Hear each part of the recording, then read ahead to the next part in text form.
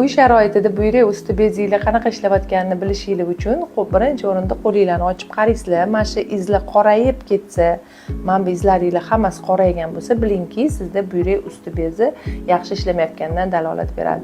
Buni davolash uchun eng oddiy usullardan biri bu birinchi navbatda uyquni, kechki uyquni normal qilishinglar kerak bo'ladi.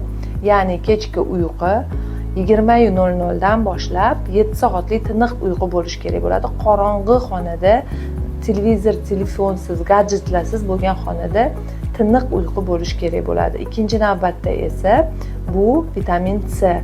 Vitamin C ni uzoq vaqt ichsangiz, buyrak usti bezi yaxshi ishlaydi va gormonlarni yaxshi ishlab chiqarishga yordam beradi. Uchinchisi esa bu stress.